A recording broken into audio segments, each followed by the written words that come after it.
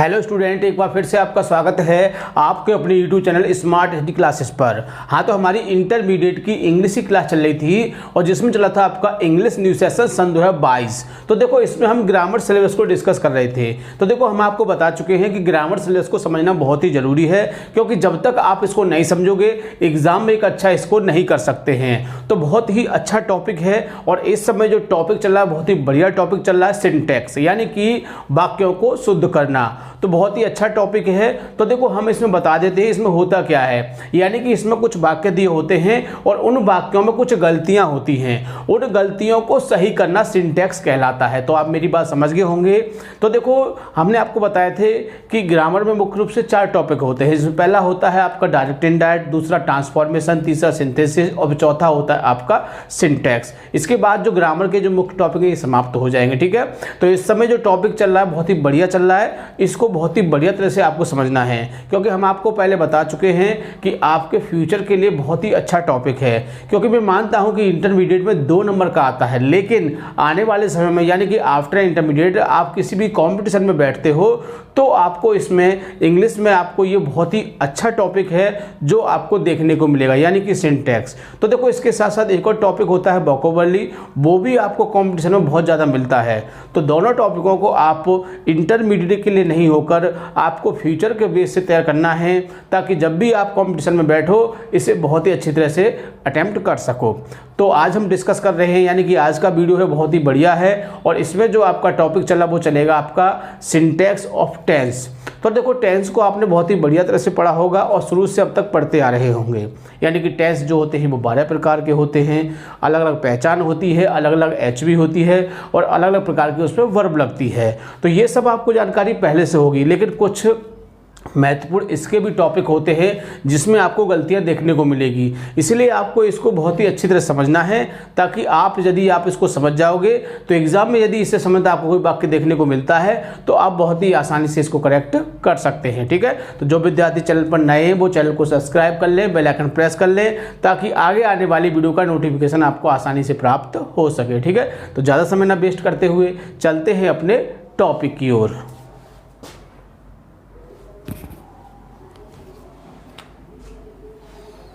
Class 12th English, यानी कि 12th class की इंग्लिश की क्लास चल रही थी और जिसमें चला था इंग्लिश न्यू सेशन सन 2022। तो देखो, हम बता चुके हैं कि इसमें हम ग्रामर सिलेबस को डिस्कस कर रहे थे। यानी ग्रामर सिलेबस बहुत ही अच्छा सिलेबस है और इसमें जो टॉपिक चला वो चल रहा है आपका चौथा, यानी कि सिंटैक्स, जिसको हिंदी में बोलते हैं वाक्यों को शुद्ध करना। क्या है? वाक्यों को शुद्ध करना। कहा जाए तो वाक्यों में कुछ गलतियां होती हैं और उसे शुद्ध करना क्या कहलाता है? सिंटैक्स। तो ये चीज़ हमने नोट में लिखा है, एक बार देख लेते हैं। वाक्यों में कुछ गलतियां दी होती हैं, उन गलतियों को सही करना सिंटैक्स कहलाता है। तो आप समझ गए होंगे सिंटैक्स क्या होता है। और इस समय जो टॉपिक चल रहा है वो चल रहा है आपका, यानी कि 7वां टॉपिक कह सकते हैं, सिंटैक्स ऑफ टेंस। क्या है? Syntax of tense. और इसका हम आपको पहला पार्ट ही डिस्कस कर रहे हैं। कौन सा? यानी कि पहला पार्ट डिस्कस कर रहे हैं, जिसको बहुत ही अच्छी तरह से आपको समझना है। इसमें आपके और भी पार्ट मिलेंगे, बहुत ही बढ़िया तरह समझना है। ठीक है, तो देखो, इसमें हम केवल 4 रूलों को डिस्कस करेंगे, क्योंकि जितने रूल हमारे बोर्ड पर शो हो जाते हैं उनको ही डिस्कस करते हैं। तो 4 या 5 या 6 इतने ही रूल इसमें शो हो पाते हैं, तो उनको ही डिस्कस करते हैं। और देखो, हम आपको बता दें कि यदि हम ज़्यादा रूलों को डिस्कस कर देंगे तो वो आपकी समझ में अभी नहीं आएंगे, क्योंकि जो रूल्स होते हैं वो काफ़ी बड़े होते हैं और उनको याद करना बड़ा कठिन होता है। इसलिए आप कम से कम ही याद करो। यानी कि यदि हम ज़्यादा रूलों को डिस्कस करेंगे तो वीडियो काफ़ी बड़ा हो जाएगा और बड़ा वीडियो देखने में इंटरेस्ट नहीं आता है, क्योंकि मैं इस बात को फील करता हूं और आप भी फील करते होंगे। क्योंकि मुश्किल से 15, 20 या 25 मिनट की वीडियो होनी चाहिए, जिसको आराम से आप देख सकते हैं, क्योंकि ज़्यादा देर मोबाइल देखना भी ठीक नहीं होता है। ठीक है, तो देखिए, शुरू करते हैं। कुछ रूल हमने लिखे हैं, तो सबसे पहला रूल देख लेते हैं क्या है इसका। यानी कि यस्टरडे, लास्ट और प्रीवियस डे, तीनों बारों को ध्यान रखना है आपको।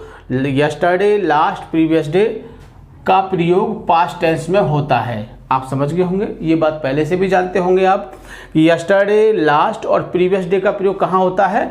पास्ट टेंस में होता है। आगे, जब tomorrow, next day, following day का प्रयोग, यानी कि टुमारो है, नेक्स्ट डे है और फॉलोइंग डे का प्रयोग फ्यूचर टेंस में होता है। तो ये भी बात समझ गए होंगे आप। मैं मानता हूँ टुमारो को जानते होंगे, यस्टरडे को जानते होंगे, लेकिन ये 2 वर्ड इसके और ये 2 वर्ड इसके आपके सामने पहले भी आ चुके होंगे, लेकिन हो सकता है आपको ना पता हो। तो इस तरह से इन वर्डों की भी आपको जानकारी हो गई। ठीक, आगे चलते हैं। होता है और टुडे और डेली का प्रयोग प्रेजेंट टेंस में होता है। किस में होता है? टुडे और डेली का प्रयोग किस में होता है? प्रेजेंट टेंस में होता है। लेकिन कभी कभी टुडे और डेली का प्रयोग फ्यूचर और प्रेजेंट टेंस में भी हो जाता है। ठीक है, तो इस बात को भी आप याद रखोगे कि पास्ट में क्या होता है, प्रेजेंट में क्या होता है, फ्यूचर में क्या होता है। ये रूल्स ऐसे हैं जिनसे आप पहले गुजर चुके होंगे, क्योंकि टेंस का टॉपिक ऐसा है कि जब बच्चा सेकंड थर्ड में पहुंचता है तो वो इस चीज़ को शुरू कर देता है, छोटे छोटे टेंसों को बनाना शुरू कर देता है, तो उसको इस चीज़ की जानकारी बढ़िया हो जाती है कि यस्टरडे का प्रयोग कब करते हैं, टुमारो का प्रयोग कब करते हैं। तो ये चीज़ उसके माइंड में पहले से ही बैठ जाती हैं। लेकिन आगे बढ़ते बढ़ते इन चीज़ों को हम थोड़ा सा इग्नोर कर देते हैं, बहुत कम इन पर ध्यान देते हैं, क्योंकि बहुत सारी चीज़ें हमारे सामने आ जाती हैं। इसीलिए हमने इनको यहाँ पर रूल के माध्यम से लिखा है कि यदि इस टाइप का आपको बाकी एग्जाम में दिखाई दे तो आप उसको आसानी से करेक्ट कर सकते हैं। ठीक है, तो कुछ एग्जाम्पल है, इनको देख लेते हैं ताकि अच्छी तरह से समझ में आ सके।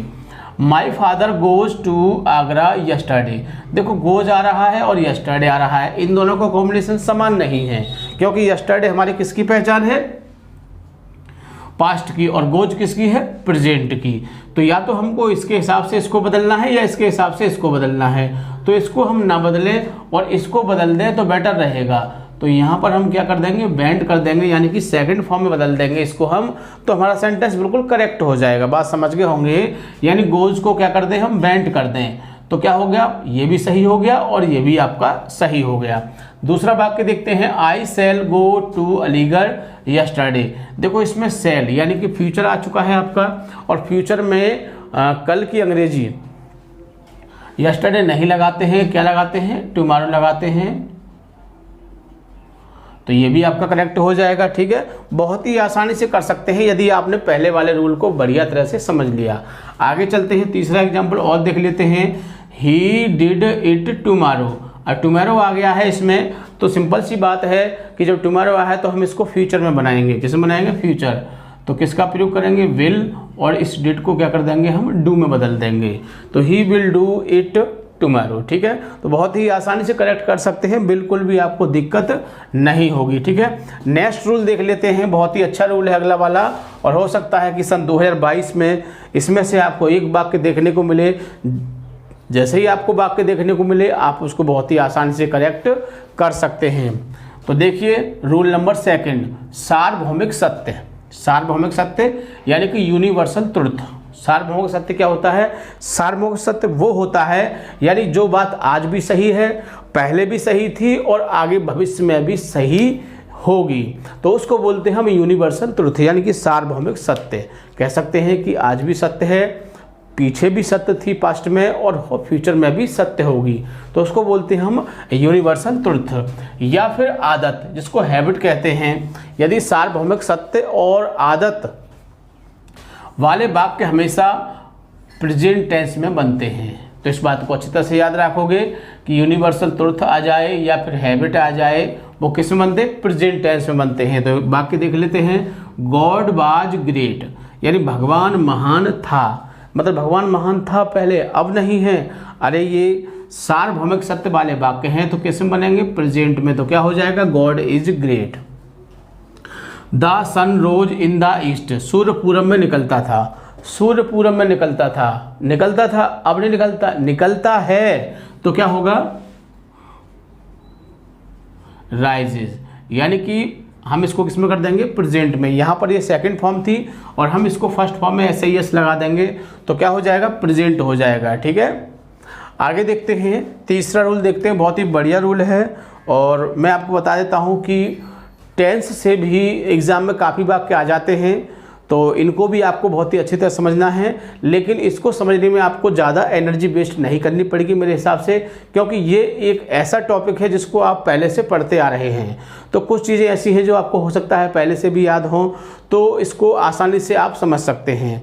तो लेकिन वही बात है कि वो चीज़ है जिसको आप जानते हैं लेकिन आप उससे परिचित नहीं हैं, और यहाँ हम उससे आपको सिर्फ परिचित ही करा रहे हैं, और जब परिचित हो जाओगे तो उसको आप कहीं भी पहचान सकते हो। ठीक है, सपोज दिन जैसे आपने मुझे देख लिया है, यहाँ पर यूट्यूब पर आप देख रहे हो, हैं काफ़ी बच्चे मुझे देखते हैं, लेकिन बहुत से बच्चे ऐसे होते हैं जिनसे मैं कभी नहीं मिला और वो मुझे देखते ही पहचान जाते हैं और मुझसे नमस्ते करते हो। तो फिर मुझे पूछना पड़ता है भाई तुम मुझे कैसे जानते हो, तो वो बोलते हैं कि सर हमने आपको यूट्यूब पर देखा था।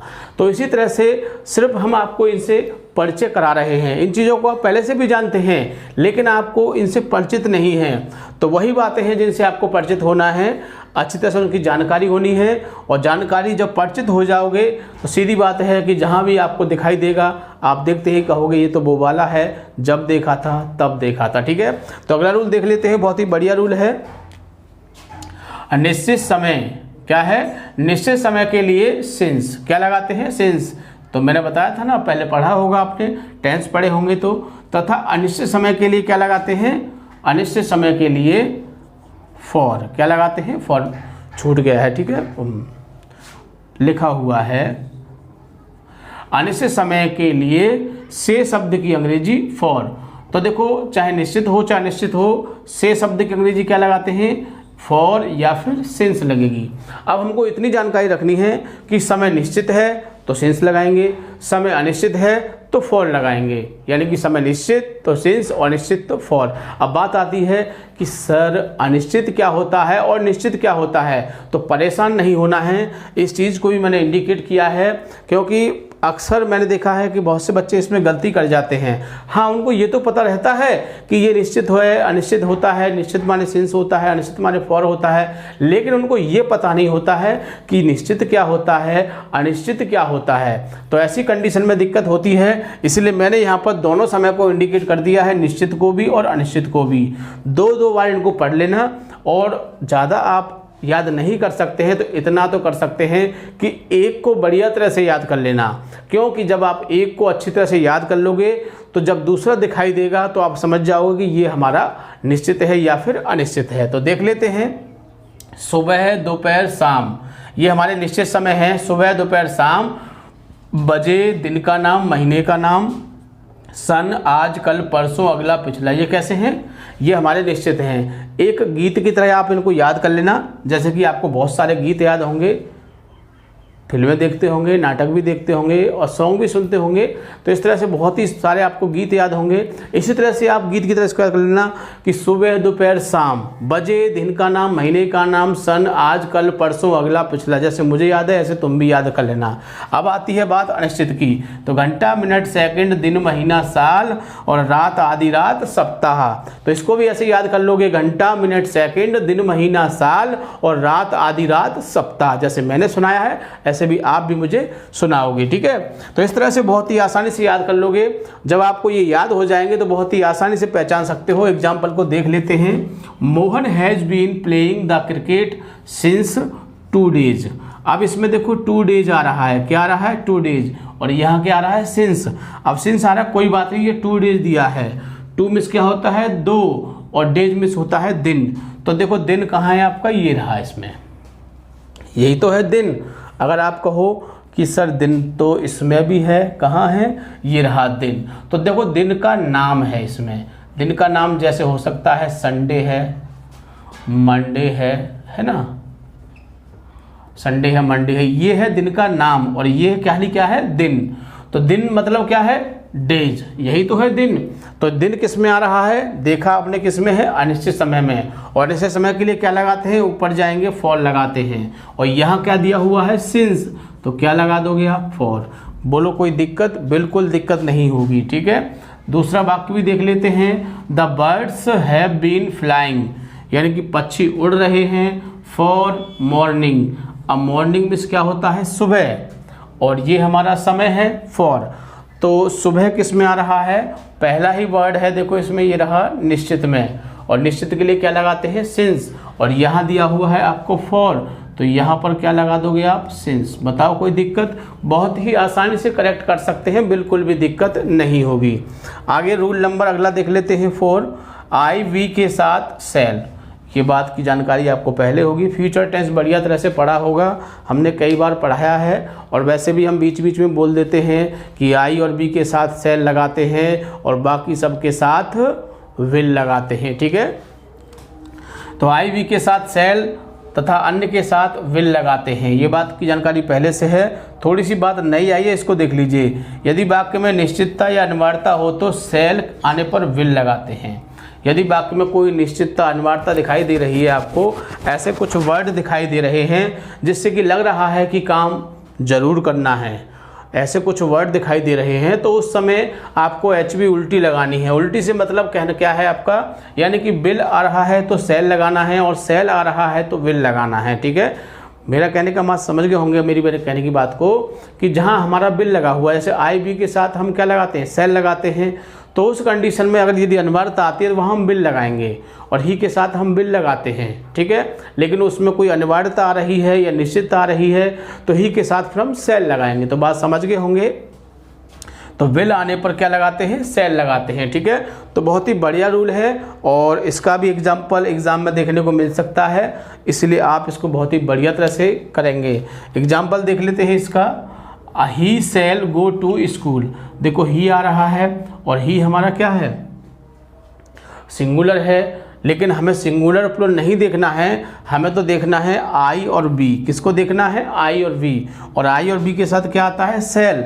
और यहाँ पर क्या दिया है, सेल, और यहाँ है ही। तो दो तरीके हैं, या तो इसे या इसे, लेकिन हमको क्या बदलना है, हमको बिल सेल को बदलना है, क्योंकि सब्जेक्ट बदलना थोड़ा कठिन होता है। सब्जेक्ट बदलना कठिन होता है और हम एच बी और एम बी को आसानी से बदल सकते हैं। यानी कि मोहन दिया हुआ है, अब आप मोहन को दीपक कैसे करोगे, बात तो मोहन के बारे में चल रही है। या दिनेश दिया हुआ है, हम कहें कि शीतल कह दें, हम नहीं कह सकते हैं, क्योंकि नाम को बदलना बड़ा कठिन है। और नाम को बदलना कठिन क्यों है, क्योंकि ये चीज़ बार बार नहीं फॉलो होती है, ठीक है। तो नाम को बदलना कठिन है, लेकिन हम वर्ब को बदल सकते हैं आसानी से, इसीलिए हम यहाँ ही को ना बदल के किसको बदलेंगे, सेल को। तो कोई बड़ी बात नहीं है, सेल को क्या कर दोगे आप, बिल कर दोगे और आपका सेंटेंस करेक्ट हो जाएगा, ठीक है। समझ गए होंगे आप। आगे देखिए अगला वाक्य देख लेते हैं, I shall finish the work. I shall finish the work यानी कि मैं समाप्त करूंगा काम को इन टाइम, कहाँ पर, समय पर। तो देखो कैसी बात आ गई, निश्चितता वाली बात आ गई, यानी कि मैं इस काम को समय पर ख़त्म करूंगा, यानी कि मैं इस काम को समय पर ज़रूर ख़त्म करूंगा।